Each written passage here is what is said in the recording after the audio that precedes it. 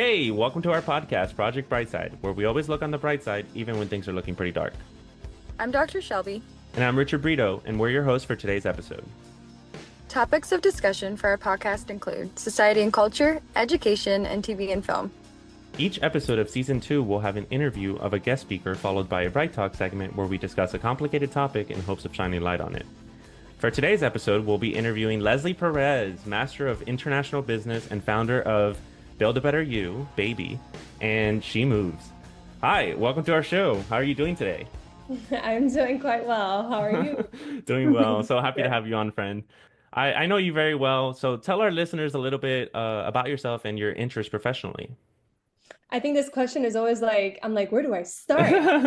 Yeah. A little bit about myself. So background, I obviously know Richard from high school. So we know each other for quite a long time. But a little bit about myself, my parents are Cuban immigrants. So they came to this country to provide a better future for me, as I had a lot of pressure growing up to do something for myself, as they couldn't afford to take me or pay for my college degree or anything like that. So that's what I did, right? I did the American dream, went through the process of like going to college, getting my degree. I studied business. I did a sales minor. I did my master's of international business. I did the whole American dream aspect. And then I started the corporate world, which I actually really liked. I started into the corporate world in sales, selling software tech for different companies. I was very successful, as I like connecting with people, and a lot of the parts of sales is connections and in terms of connecting with people, right? So I did that for some time, 3.5 years, but through the process, that was like at the beginning of COVID, where I had started my own fitness journey. So my fitness journey started through COVID times, and the community that I've built started then as well. So we would meet on Zooms every day after work, and we would do a Zoom class together just to stay active and keep that communal aspect despite what was going on around the world. So did that for the 3.5 years that I was working in corporate. And then I honestly, like, I had a boss that he talked to me a certain way and I didn't like it. And I realized I don't want to take anyone's crap. So I just decided to go my own way and develop my career and my brand. Because if I could sell for a big company and be successful, I said, why can't I do that for myself? So that's what I did. I developed my own brand, and here I am. So right now what I do is I'm a women's coach and online coach. What I do is nutrition and fitness programs designed and personalized to the individual. And I am tapping into the world of getting now my license in functional nutrition. So tapping more into hormonal health, gut health, running labs, and all that. So that's where I am right now. I hope that gives a little background. And obviously I am certified in pregnancy and postpartum as well. So knowing how to train an individual that is pregnant, because things do change through that stage of life. Just to like throw some more stuff that I really admire about you. When I think of like resilience, I think of you. I think of my mentors, but you have grown and you have become a mentor for so many people, and you have undergone so much like traumatic experiences in life, and you've undergone post-traumatic growth where yes, you've achieved the American dream, but that was hard work. That was a lot of effort and discipline. And I'm just so proud of you and everything that you listed and everything that you're doing. I've always seen you as like healthy competition. Whatever Leslie's doing, she's always gonna go for like the stars. And I'm proud of you. So just wanted to share that. Thank you, Richard. I'm proud of you as well. Aw, that's awesome. I'm proud of you both. Quite Also, moment. I'm so impressed that your exercise journey for yourself and for others started during COVID, because that was like my anti-exercise journey stuff. I think honestly, it was probably like my only piece of sanity during that time. No, that's awesome. So the next question, I feel like you did kind of answer. So what made you choose your career path? Yeah, so there's more that I could add on here for sure. So I really like helping people. And I think that is why, like, whatever I do, I want to make sure that I'm making an impact some way. for me, my love language is words of affirmation. That's a big one for me. So like what Richard just did, that means actually a lot to me. So the same way with clients, like I want to be told like, wow, you changed my life. Wow, I've never like those things mean a lot to me. So the ability of helping people means a lot. So helping women really find that confidence again, feel good in their bodies, but not just like physically, but also mentally, because I know how much exercising and just obviously like learning about nutrition can help with mood, anxiety, depression. Like there's so many things that are involved. So just the ability of helping people is why I decided to take this career path. And I think some things that Richard might have alluded to in his comment is both of my parents like Mhm. went through big health conditions. So I hate that I feel this, but I've gone through therapy and I've realized that this is probably a reality is I feel like I am almost like responsible for helping people avoid those situations, if that makes sense, by Yeah. helping them live a healthier life and educating them on things they could swap and replace and what to add to avoid having future health conditions. So I Yeah. guess my big why. Yeah, that's huge. And I totally see that. And that's what I was alluding to Yeah, because yeah.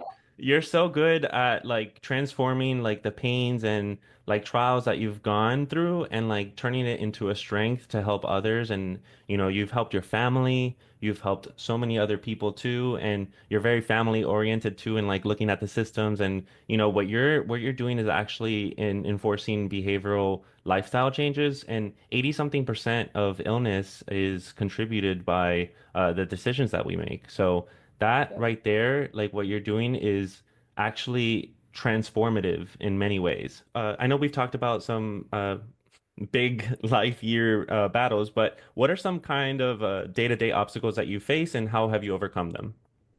I think battles that we all face and that in taking this like entrepreneurial route, Hmm. there's a lot of pressure in myself because there's obviously nobody else working this, it's me. So there's a lot of pressure in like working and succeeding and putting my best foot forward. It almost becomes overwhelming at certain points on learning how to balance with my personal life and not working all the time, like learning how to balance my life. That's a big obstacle. And I think another big one is comparison, like comparing myself to others that are within my same field and why are they successful? What am I doing wrong? I think comparison is the thief of joy as it is. And that's a big one that I face. So I try my best to not to compare myself to others as we all have our own individual journeys. But those are balance and comparison are honestly day-to-day obstacles I face. Yeah, no, I feel that. I resonate with you on that. And something that has helped me a lot was when I'm really stressed out, I remind myself of like the formula of stress. And anyone could really formulate like the formula for stress, but what has worked for me is stress is equal to pressure times rumination. So if you inherently have a lot of pressure already, as a business owner of not just one, but two, and multiple other things that you're a part of, you already have a lot of pressure. So with that pressure, it's multiplied by the rumination. And we're both like we might overthink some things or we might ruminate a lot. So if we lower that, with the existing pressure, we can't do anything about it except for like trying to do some positive affirmations, some grounding exercises, all the things that you know how to do. Reminding myself during those like stressful times, like, okay, so I have a lot of pressure. I can't really do anything about that. Okay, let me not ruminate. Let me like try to be solution focused and identify the problem. What are the feelings that are associated with that problem? What are possible solutions? Like have some SMART goals, specific, measurable, attainable, realistic, timely. So I pull in all my tools to lower my stress. So that's just some stuff that works for me. And I see online what you share. So you're very honest online, and I really, really appreciate that because whether you're happy or sad or low energy, you share that with people, and that's authentic. And that authenticity, I think, is what drives a lot of people to connect to your content and to want to be mentored by you because you keep it real, but you also overcome adversities. So, Thank you. I try to be as real as possible because I think that's the flaw in it on Instagram and social media, that people don't show what they're truly going through. So then you're like, oh, look at this person. They're so successful, traveling, so happy, but you really have no idea what goes on behind closed doors. So that's why I show my true self, even if it's too much sometimes, just because nobody is okay all the time, you Yeah, know? no, I'm so proud of you. Keep doing that. Like that's inspirational for me. I try I'm trying to be more like show people like I write my things, I say my things. So that's just me. I definitely am inspired by your authenticity. Thank you, Richard. Yeah, that's awesome. I also really liked what you said about comparison, and I think that's so true. Especially, I mean, that's true in any field, but Yeah. I think one thing, you know, when you are in like a healthcare or healthcare adjacent field, at least that's helped me with more unsolicited advice that I feel like just really focusing on the stuff that brings you joy. So you mentioned like hearing how you've impacted people's lives and seeing them get better. And so whenever I start to compare myself, I try to kind of reorient myself to being patient centered and being like, okay, no, like how can I be the best provider or the best like support system that I can be for this patient? And ultimately that's what matters is you and like the people that you're serving and not the others. And like obviously it's a natural thing to compare yourself. And the reason I'm talking about it is because I do the same thing. But I think it's a nice intentional reminder to have for yourself, even though of course we're always trying to be our most patient centered. Yeah. Yeah, I agree with what you're saying. And I always compare both of you are powerful women and I Yeah. obviously like am inspired in different ways by each of you. And like y- you know, when we aspire for greatness, it's kind of normal to compare and look at what other strengths are because we might want to work on our weaknesses. But all around here, like we're all super talented. We all have like phenomenal skills and passions and so many more beautiful experiences ahead of us. So it's okay to compare, but don't let it be criticism, but let it be constructive. That's all. Right. I agree. I agree. Yeah, yeah, no, it's absolutely normal to compare, and I do think it can be helpful. And I definitely will look at like what people are doing and see what I can add. I guess I meant more like as the focus of your thoughts. Like if that's most of what's taking up your random thoughts at work, then kind of shifting that, I guess, is more Yeah, what I'm. yeah, I agree. And I understood. I definitely like re understood everything and was on board with what you were saying. Am. Um, no. Our next question, which you kind of alluded to already, is what drives you?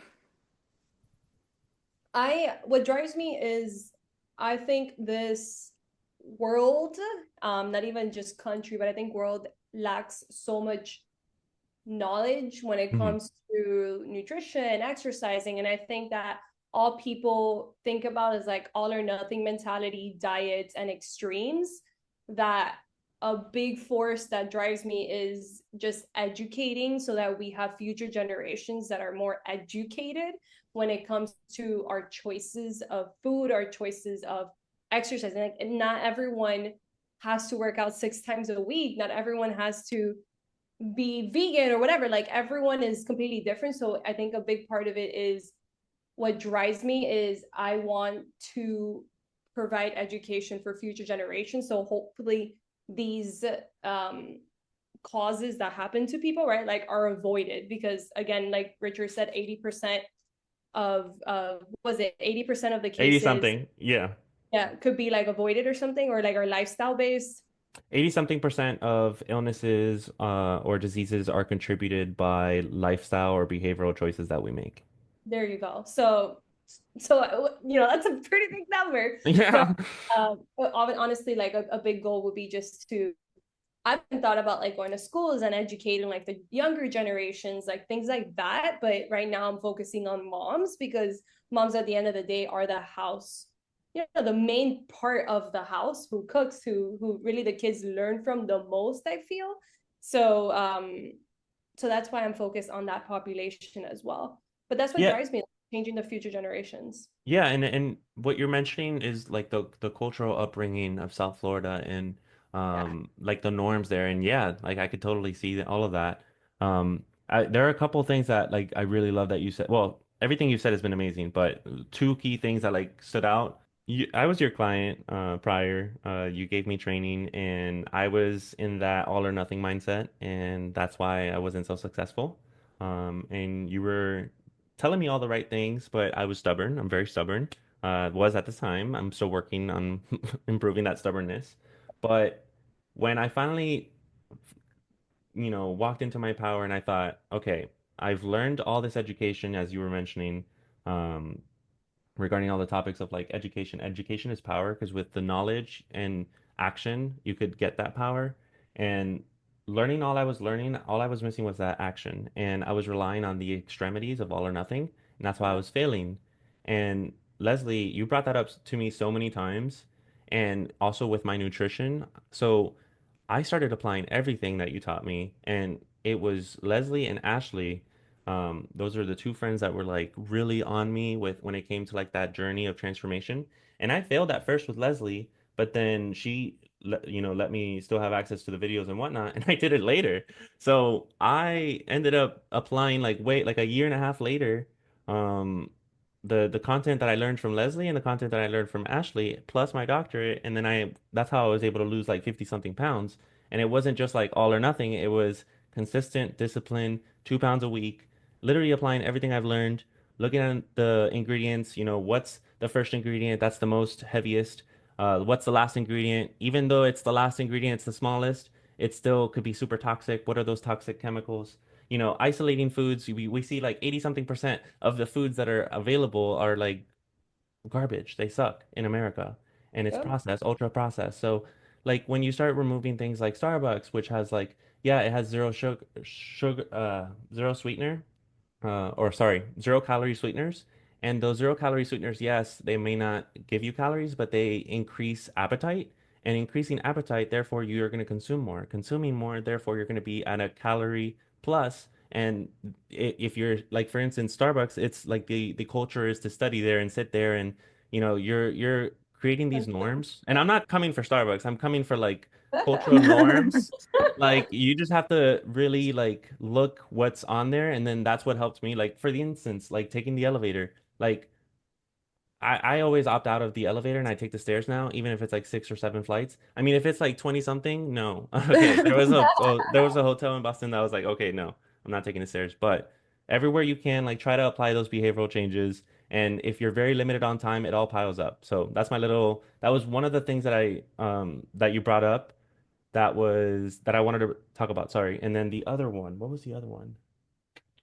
And Sorry. wait, Anyways, go ahead. no, to follow up on that also, like I remember you were my client for a small period of time and it was like so long ago. Like I've grown so much Oh as a yeah, I could. like during that time too. So like I almost like I am not the same person at I feel all. the same way. I feel the same Yeah. way. I'm like, I am a completely different person with completely different knowledge as well. So, not that like what I did wasn't right at all, but I think I've grown so much. Also, a big part of helping a client succeed is the mindset part, which I'm not going to lie, that's obviously I didn't study psychology or anything like that. So, that's a part that is still an obstacle because you could give everything to your client and guide them, but obviously if there's something that they don't even believe that they can do it, then they're just never going to start it. Yeah. And that's a very difficult part, and many clients do come in just like you, Richard, like, no, I'm game, they're motivated, I want to work out every single day for 2 hours, like I want to do it all, I want to run a marathon, I want to get strong, I want to lose 50 pounds, like all of that. And it's like you have to learn as a coach to be like, no, stop, you're working out 0 times, what makes you think you're gonna work out 6? Let's Yeah. start with this and take it step by step, like you said, building habits, taking the stairs, like it's situational changes instead of Starbucks, make your own coffee, like different things like that. So it's interesting for sure. Thank you so much. Yeah, no, I agree with everything, but I understand your point of like you're not the same person. I also feel that way, but we've learned lessons, and those lessons we were trying to articulate it, and the key messages is what resonated with me. And you were the start. I opened up to you about so many things. And then, yeah, I failed for like a year and a half later, but it still stuck with me. And then I was able to apply with Ashley and everything you guys taught me. And then just like having a support system of my friends and business owners, like it made it seem possible because once they started seeing the progress, it like they motivate and they affirm. So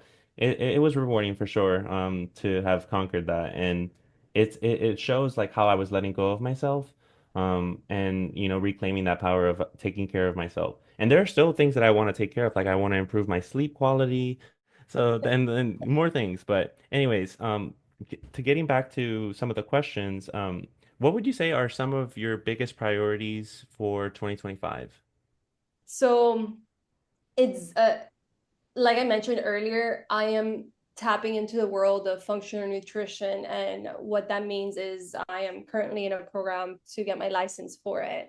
The difference between what I do now to what I'll be doing is think about basic level nutrition, calories in, calories out, meal structure, like how to teach your client, like how often to be the portions, etc. But sometimes there's specific clients that calories in, calories out is not enough because they have underlying conditions that don't allow them to make progress. So that's where the functional nutrition route comes. Clients that have PCOS, clients that have gut health issues, insulin resistance, like there's just certain situations that calories in, calories out don't do anything.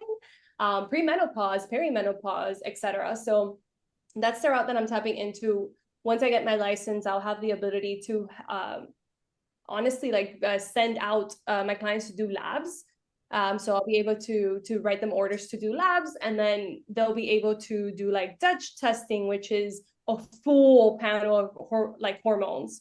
Again, like vitamin, like full panels, like a lot. So it taps way deeper than calories in, calories out. And the reason I got into that world in the first place is because one, I want to learn even more about nutrition, food choices, etc. But two, I've had clients that, again, the calories just focusing on calories don't do anything. It's way more than that. And learning specifically what foods to prescribe, what supplements to prescribe to help them achieve the results they want to achieve. You mentioned sleep, and that's like a big part of it too, like high cortisol levels, though there's specific exams that test that. So again, that is the world that I'm tapping into. So to summarize, biggest priorities for me 2025 is to finish my license so that Nice. I can take off this world. That's beautiful. All of that is so wonderful and so powerful. Like, do you realize, like, if you're an influence already right now, like, well, not if, you are an influence already, like, imagine how much more you could influence people to establish positive, like, habits that are, like, evidence-based. That's basically what you're doing, evidence-based. You're applying, like, tracking levels and you're seeing all these different vitamins and all these different systems and how they operate and functionality. That's super important, understanding functionality. And that goes hand in hand with behavioral lifestyle changes because if someone is super low on energy and you're telling them to work out, like how are they going to work out if they don't have energy? Oh, right. And that's exactly what would happen. Like I had a client that she was low on energy and it looked like and her B12 was actually low. So all she had to do was supplement it. Yeah. And she lost 60 pounds after. So again, it sometimes it's not like I am lazy. No, sometimes it's legit like things that are like not internally in balance. That you have to target, That's obviously, so because huge. so I love this. Like I can't wait to like continue to learn more through it. And also like autoimmune conditions as well. That's a big one. A lot of things could be like a lot of the symptoms can be really managed if with the nutrition aspect, depending on the autoimmune too.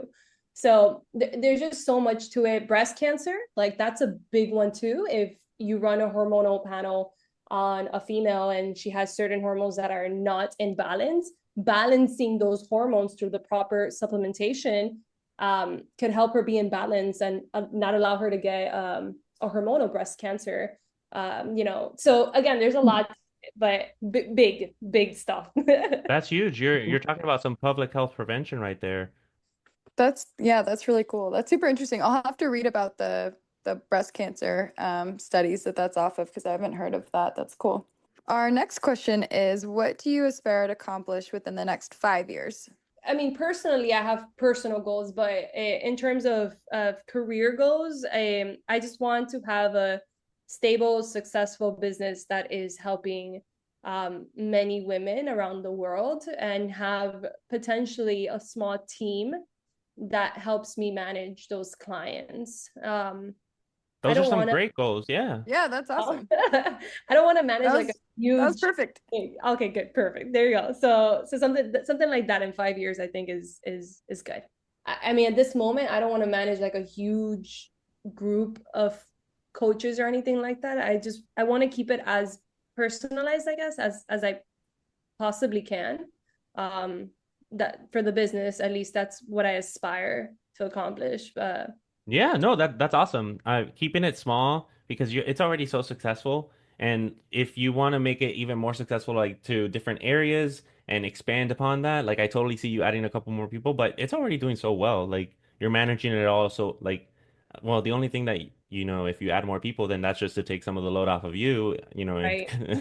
but so it's up to you. But I'm really happy to see the next 5 years and how successful you will continue to like rise in fame and success and influence in all positive habits. So, Dime. so what advice would you offer to those who wish to pursue a career like yours? I think right now I have a person that is a client of mine for many years, and she wants to pursue a career like me. The biggest advice I give is you need to love it. Like you need to love it, and you need to love dealing with people too. Um, because you're gonna be there for people. You're gonna be their person. I mean, the goal is for you to be that person that they communicate things with when things are bad, when things are good. So you need to be there for them. So again, you really have to like people when they're angry, when they're sad, when they're happy, and have a lot of patience when it comes to pursuing a career like this, because trust takes time. um, it takes time for people, if you just come out as a coach, it's going to take some time for people to vet you out that you're legit. So be persistent, and continue showing up, because people will notice that. But that's what I would say. And it's not easy. Like, it's not easy to grow your brand. You really have to love it, for real. So that's my advice. I hope that was good. No, that was wonderful. That was super honest and wise. Like it came from a place of experience, and I could tell with the answers, like really great answers. Yeah, absolutely. I think it's important too to know that, there's certain traits or like personalities that might do better in it, because it's a lot of work, right? To go through all of this training and to establish yourself. And so I think it's really worthwhile for people to hear and reflect on whether it's something that they truly enjoy, or if they're doing it because, they want to make a difference, but it's not their passion, and there might be somewhere else where they could make a difference where they're not going through, you know, the Yeah, training that they may not I agree. be enjoying. So the next one is, what's one book, TV show, or podcast outside of ours that you think everyone should experience? So, I'm not gonna lie to you guys. I don't listen to a lot of podcasts. Okay. And when it comes That's okay. and when it comes to TV shows, I do it more out of like just pleasure, I guess, like not educational. So, if we go to like and books, I do read more like books, some for fun as well. But if there's a person that I right now see as a mentor in the functional nutrition world, which is my next focus, her name is Rachel Shear. She does have a podcast, and Oh, she does nice. have a book. So she talks about the functional nutrition world, and I really love what she does, and with the passion that she does it as well, and the education that she has as well. So that's who I would recommend. Uh, That's awesome. I go ahead and like review what people recommend, so I'm gonna add that to the list. yeah, Definitely gonna go check it out. So thank you yeah. for sharing. So for our next segment, Bright Talk, where we discuss a complicated topic in hopes of shining light on the matter, this week we will be discussing pregnancy and exercise. So with this in mind, let's start off with our questions for the Bright Talk topic. So, due to your master's and your experiences, you have a very strong understanding of business operations that are inclusive and diverse. So, tell us how you have incorporated inclusivity, diversity in your business.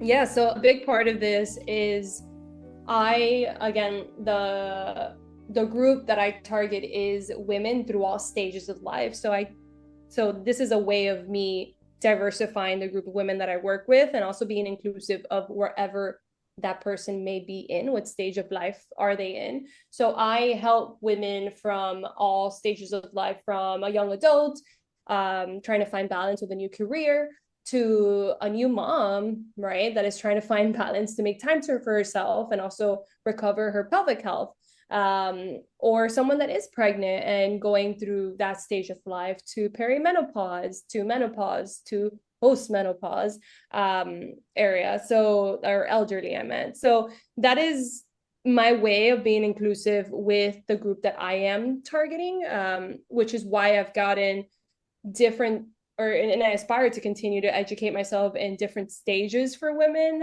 Now with a functional training, nutrition, which I'm learning more about the hormonal health for, again, menopause, perimenopause area. And also that's why I've gotten a certification in pregnancy and postpartum to help women through that stage that is so taboo, and which gets often criticized for exercising during that stage. Yeah, this is all wonderful stuff. The fact that you're providing a safe space for women and you're also considering all sorts of other factors that could be influencing their exercise and their nutrition. So it's very holistic, very inclusive of what you're targeting. And your business is not only limited to women, you also have other services. So I like that too. And some most businesses they have like specific age ranges or if they have an open gym or an open area, they're not really like hands-on. So I really appreciate that inclusivity and the diversity of options that you also have for people. So yeah, I wonderful will stuff. say I do help men as well. I just, for me, honestly, the biggest like turn off in this business, when working with men, is they will try to be too friendly. So I honestly work with men who are either married or have a partner or that I feel comfortable working with. So, and also I feel like women are so um I don't want to say complicated, but complex when it comes to their bodies. So it's interesting to me to work with them as well That's because awesome. it's not bland. I guess there's a lot to it. Absolutely. Well, I think it's really cool that you have such a diverse clientele because it can be really intimidating to try to start losing weight or to try to change your lifestyle, whether weight's involved or not. And so I think having that representation is important for people to see and to help lessen that intimidation. Yeah, yeah. So, what draws you to enabling clients who are pregnant to exercise? Tell us a little bit about that. Yeah, so I have not gotten pregnant. So I almost like want to get pregnant just so like I could be the representation of this. But I think that for like pregnancy, people view it as a disability. It is not a disability, but it also doesn't mean that you're invincible. So there is certain things that need to be modified and need to be changed at a per person base, right? It's not everyone will experience the same symptoms, not everyone would experience the same discomforts.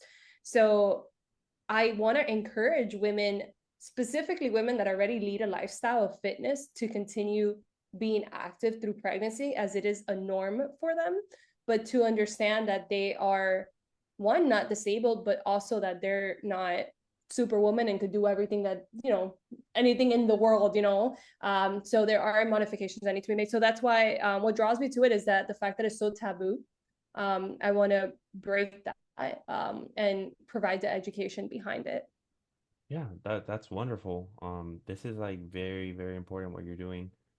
That's amazing. Because And a lot of people could suffer like anxiety or depression just from not knowing how to navigate transformations in their body and having to go from exercising very high interval training to then having to make those modifications or not knowing what modifications to do. So that is a very integral part of many people's lives and what you're doing. So this is Yeah. phenomenal.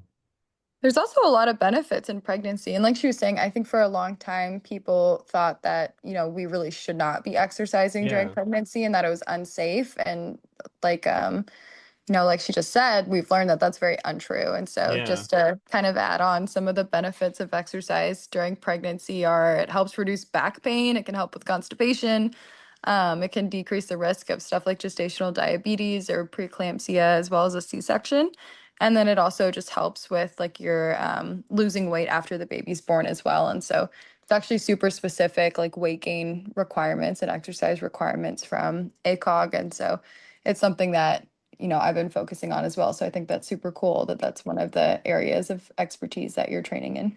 No, I was just saying that is, I mean, back pain. I have a herniated disc, um, Mhm.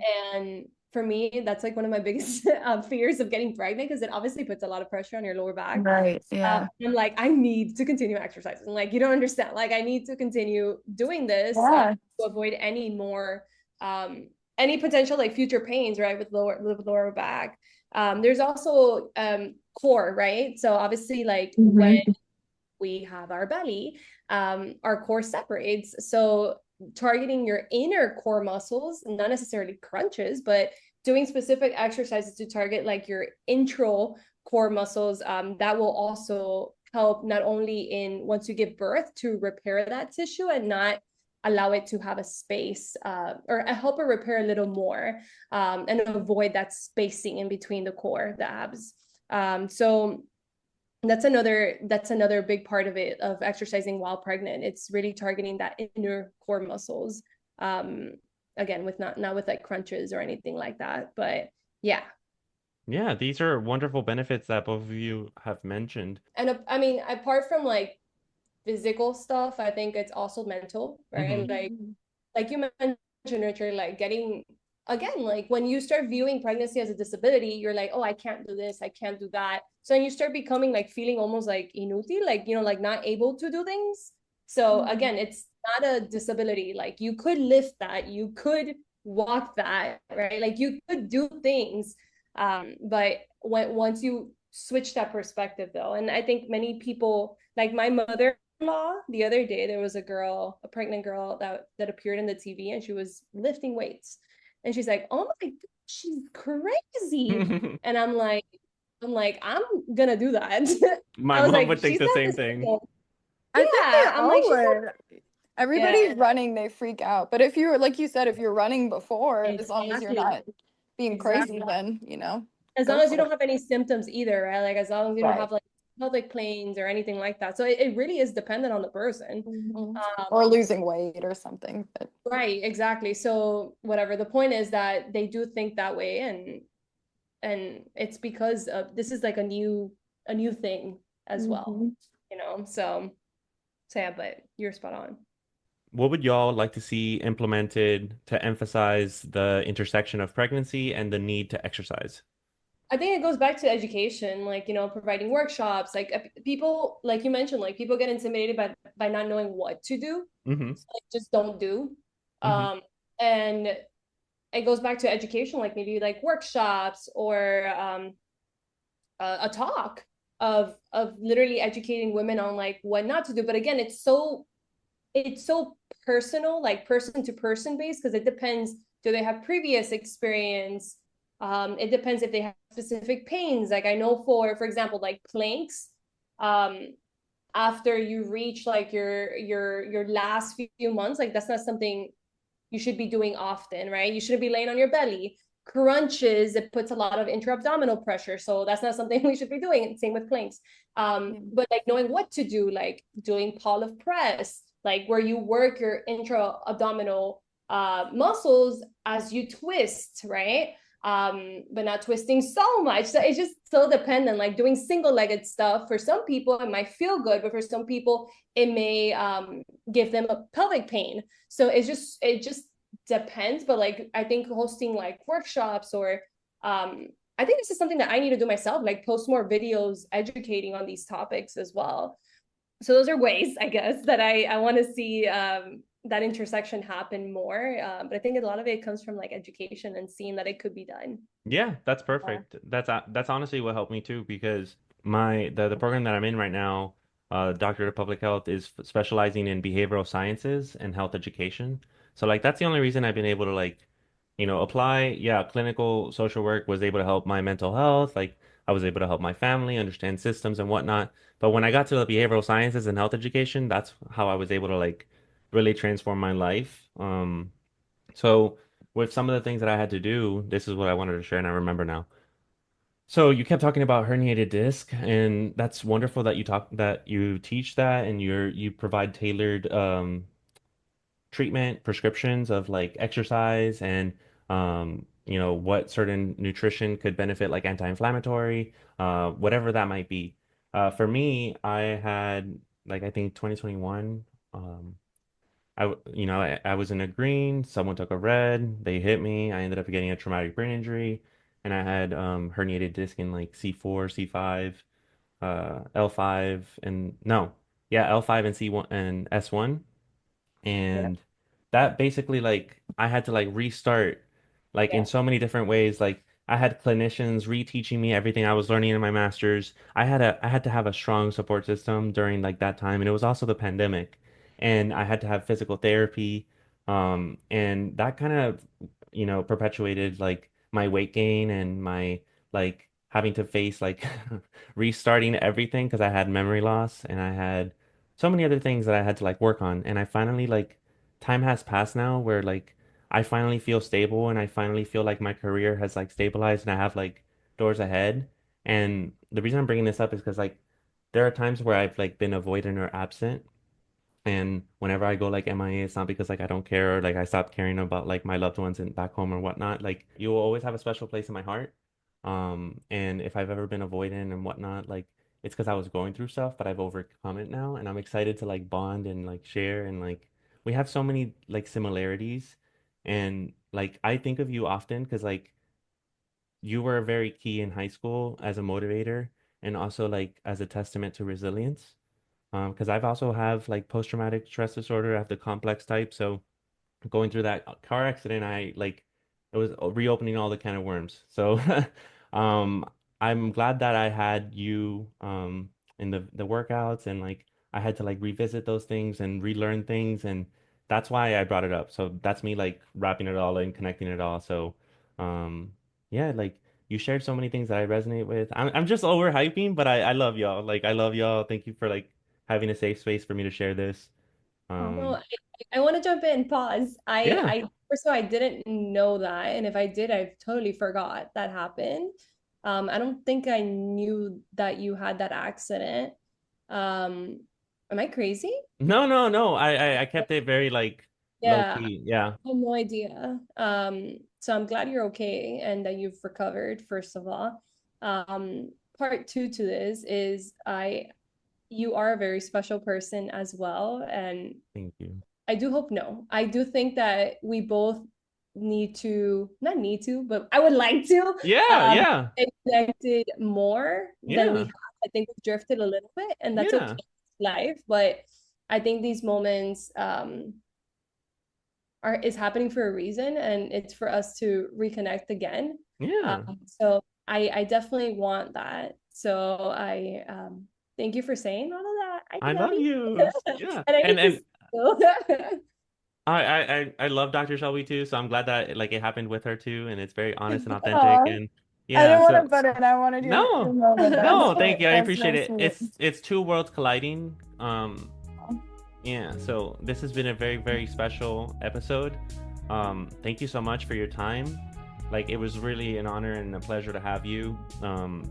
We've had such wonderful conversations, and that's it. That's it for episode 10 of season 2 of Project Brightside. Thank you for tuning in and supporting us. I'm like getting emotional. I know.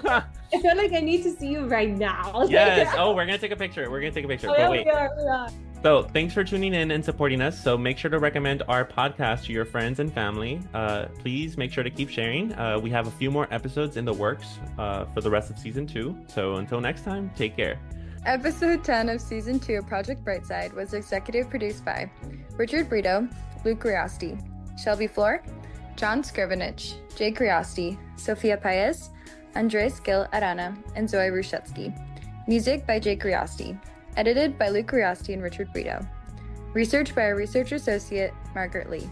And a special thanks to Leslie Perez.